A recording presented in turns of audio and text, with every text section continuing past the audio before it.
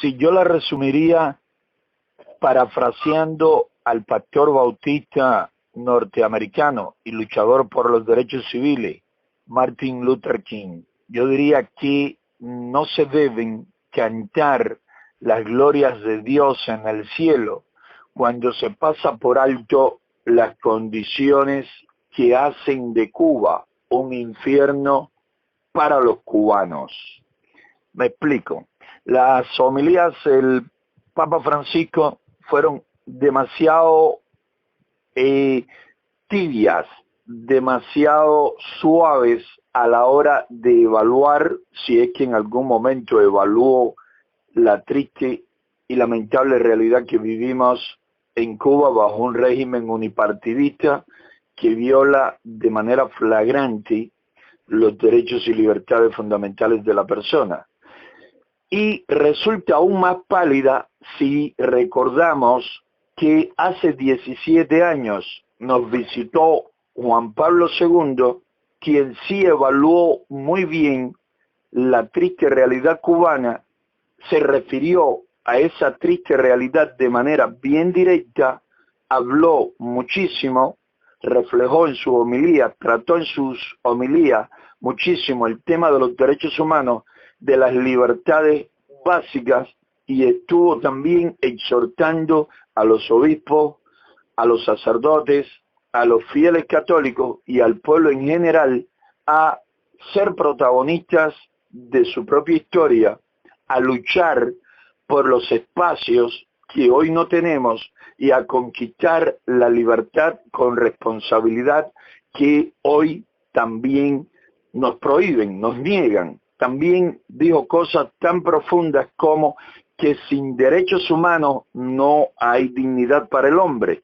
Y en Cuba se le violan los derechos humanos a todos los cubanos, incluyendo a sacerdotes y a obispos, que no tienen garantizado completamente sus derechos y libertades básicas. Por lo tanto, estamos en una situación que en Cuba nadie puede vivir con completa dignidad porque el régimen de los hermanos Castro nos lo impide, y es tarea de todo denunciar esa triste realidad y combatirla también. Y más tratándose de un papa a quien los evangelios le obligan, el mensaje de Jesús le compromete, le obliga, a quien las encíclicas, muchas encíclicas papales también le obligan, el cuerpo de la doctrina social católica también le compromete a defender a las víctimas, a alzar su voz a favor de los oprimidos.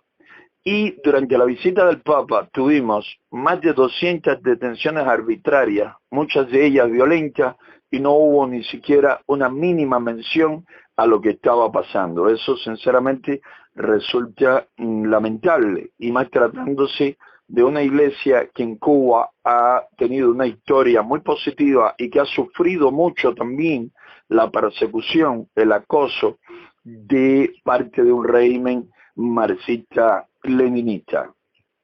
Sí, solamente en la Unión Patriótica de Cuba tuvimos, y es una lista preliminar porque todavía hay lugares con los que no hemos tenido comunicación, porque también hubo un apagón telefónico, dejaron sin servicio a unos cuantos teléfonos. Solamente en la Unión Patriótica de Cuba tuvimos 142 detenidos. Las Damas de Blanco tuvieron varias decenas y otras organizaciones también tuvieron detenciones en Occidente, el centro y oriente del país. Con seguridad calculamos que la cifra está sobre los 250 o más detenidos durante la visita del Papa a Cuba, precisamente para que no se acercasen al Papa. Por suerte, 3 activistas de la Unión Patriótica de Cuba lograron hacerlo y pudieron decirle en la Plaza José Martí en La Habana al Papa que algo que el Papa sabe y sabe todo el mundo, que vivimos bajo una férrea dictadura que oprime a todo el pueblo y reprime constantemente a los defensores de los derechos humanos. Están presos los 3 todavía, están en una unidad policial en la capital, en huelga de hambre en estos momentos. Saqueo Báez, María Josefa Acón e Ismael Bonet. No lo hizo. no lo hizo. De hecho, durante su regreso o durante su viaje de Santiago de Cuba a Washington, le dijo a la prensa que él no pensó, él no tenía en sus planes dar audiencia a nadie. Sin embargo, le hizo una visita muy particular a Fidel Castro, el dictador que se dio luego por enfermedad su puesto, su cargo a su hermano Raúl Castro, actualmente dictador en funciones.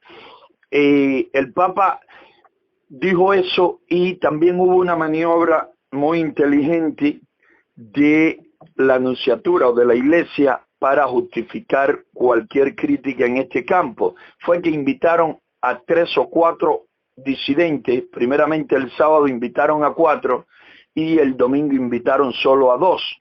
De los 4 que invitaron el sábado solo a acercarse a la nunciatura para estar entre un grupo de 150 personas que iban a estar allí cuando el Papa llegase y a quien el Papa iba a saludar de manera general, de esas 4 personas, un hombre, Antonio Rodiles, declinó la invitación al preguntar si podría hablar, intercambiar algunas palabras con el Papa y le dijeron que no, que era un simple saludo general allí, colectivo.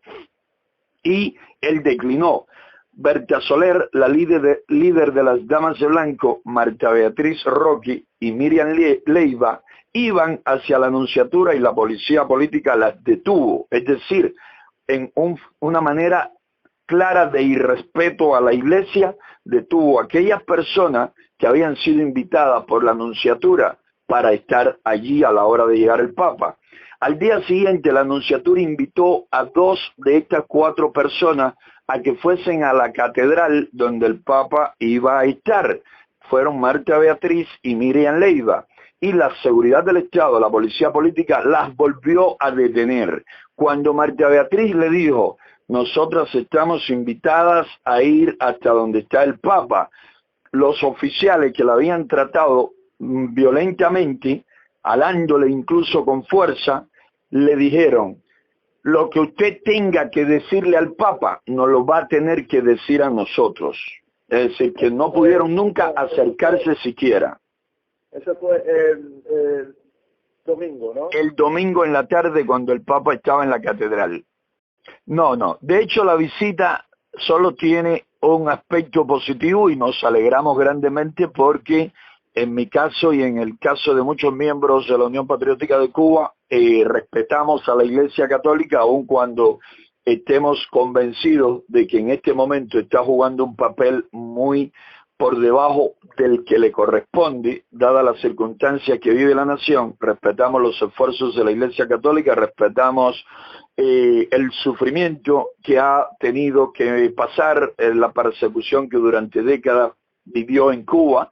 Sabemos que hacen muchísimas labores positivas en lo social hasta donde el régimen le permite y eso nos parece muy bien. Y nos parece muy bien que la visita del Papa haya relanzado, haya potenciado la visibilidad de la Iglesia Católica ante todo el pueblo cubano.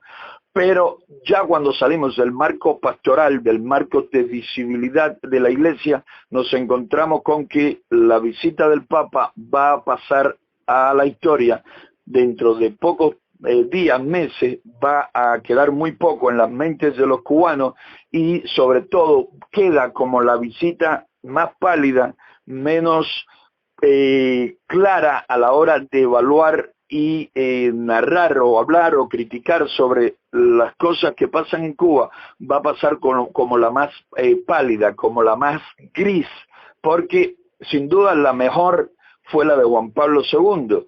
Aún Benedicto XVI, que no fue lo claro y preciso que Juan Pablo II, sí tocó temas y habló de cosas de manera mucho más clara, mucho más directa que el Papa Francisco. No nos sorprendió porque veníamos dándole seguimiento a expresiones, a comportamientos del Papa Francisco y pensamos, ya habíamos llegado a la conclusión de que iba a evitar en todo lo posible molestar al régimen castrista y así sucedió, Vamos, no concebimos a Jesús el Salvador, el Cristo bíblico, evitando, temiendo molestar a Herodes o a Pilato.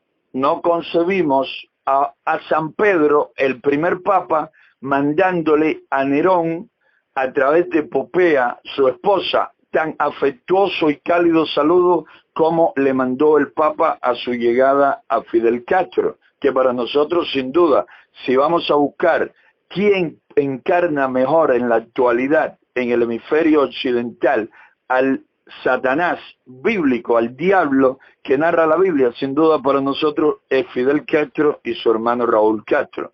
Y eso verdaderamente no le favorece al Papa ni a la Iglesia. Ese tipo de comportamiento no es el que gana pueblo, no es el que atrae creyentes. Si los evangelios dijesen que Jesús olvidó a los oprimidos y se concentraba en Herodes y Pilato, pues el cristianismo no tuviese seguidores en la actualidad. El cristianismo tiene seguidores por todo el mundo, es la religión más numerosa cuando sumamos a todas las denominaciones cristianas, precisamente porque los evangelios dicen que Jesús murió en la cruz por la salvación de nuestros pecados y porque constantemente está diciendo que la clave está en amar a Dios sobre todas las cosas y al prójimo como a uno mismo. Y lo demuestra. ¿Cómo se ama al prójimo? Lo explica con la parábola del buen samaritano y lo está explicando constantemente. Jesús llegó a llamar zorro a Herodes, a enfrentar al poder político solo con la fuerza que da la convicción de que se hace lo correcto. Y eso nos preocupa más por la Iglesia, por su futuro, por su imagen en Cuba, que por nosotros mismos, porque nosotros con o sin solidaridad de la Iglesia vamos a continuar luchando hasta alcanzar la libertad y la democracia para Cuba y hasta alcanzar el pleno respeto a la libertad religiosa para bien de todos los católicos y también de los protestantes y de todos los creyentes en Cuba.